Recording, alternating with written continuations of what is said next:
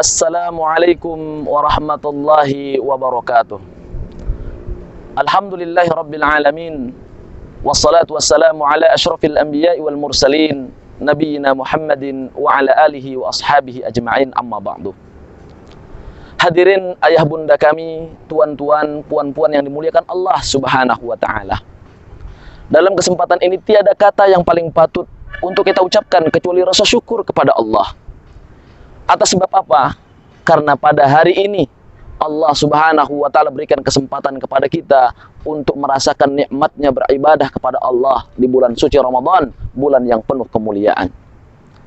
Hadirin yang dimuliakan Allah Subhanahu wa ta'ala, dalam kesempatan yang singkat ini kami akan membawakan sebuah kisah yang mana suatu ketika kelak di hadapan Allah Subhanahu wa ta'ala ketika kita dipanggil, Allah Subhanahu wa ta'ala perintahkan kepada malaikat, wahai malaikat, panggil hamba-hambaku yang berhak untuk masuk ke dalam surga. Kemudian para malaikat memanggil para syuhada, kemudian mempersilahkan kepada mereka, wahai para syuhada, silahkan kepada kalian untuk masuk ke dalam surga. Ternyata para syuhada merasa enggan. Sesungguhnya kami merasa tidak patut untuk masuk surga terlebih dahulu. Kenapa? Karena sesungguhnya yang memfasilitasi kami untuk syahid di jalan Allah Subhanahu wa ta'ala mereka para dermawan. Kemudian para malaikat kembali memanggil para ulama, orang-orang yang berilmu, orang-orang yang menghabiskan umurnya untuk belajar dan mengkaji atas kebesaran Allah Subhanahu wa ta'ala. Kemudian ketika mereka dipersilahkan untuk masuk surga, para ulama juga berkata, sesungguhnya kami malu untuk masuk ke dalam surga terlebih dahulu. Karena sesungguhnya kami menuntut ilmu, kami belajar, dan kami berjalan, menghabiskan umur kami belajar tentang kebesaran Allah Subhanahu wa ta'ala, difasilitasi oleh orang-orang yang agnia, orang-orang yang dermawan. Kemudian ketika para malaikat diperintahkan oleh Allah Subhanahu wa ta'ala memanggil orang-orang yang dermawan, kemudian mempersilahkan masuk ke dalam surga, maka Allah Subhanahu wa ta'ala tersenyum melihat mereka.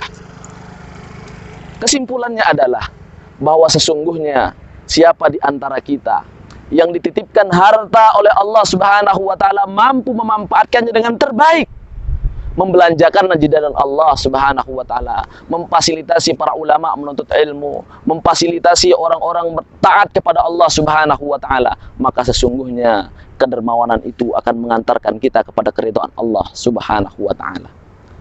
Hadirin yang dimuliakan Allah Subhanahu wa ta'ala, belajar dari kisah ini, dalam kesempatan ini kami mengajak kepada kita semua bahwa pada saat ini Yayasan Islam Al-Fauzan Batam sedang melakukan pembangunan musola yang kita siapkan untuk penghafal Al-Quran dari kalangan yatim piatu dan wa'afa.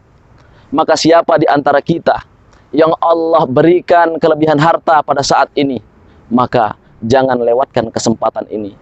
Berjanjilah kepada Allah Subhanahu wa ta'ala bahwa tidak ada harta yang Allah titipkan kepada kita kecuali kita belanjakan di jalan Allah Subhanahu wa ta'ala. Jangan sampai kita termasuk orang-orang yang menyesal ketika kita dipanggil oleh Allah Subhanahu wa ta'ala. Hadirin yang dimuliakan Allah Subhanahu wa ta'ala, kami yakin dan kami berdoa, mudah-mudahan kita semua yang menonton video ini, yang menyaksikan tayangan ini, yang diberikan kesempatan oleh Allah Subhanahu wa ta'ala untuk melakukan amal jariah walaupun 1.000 rupiah, mari ambil bagian.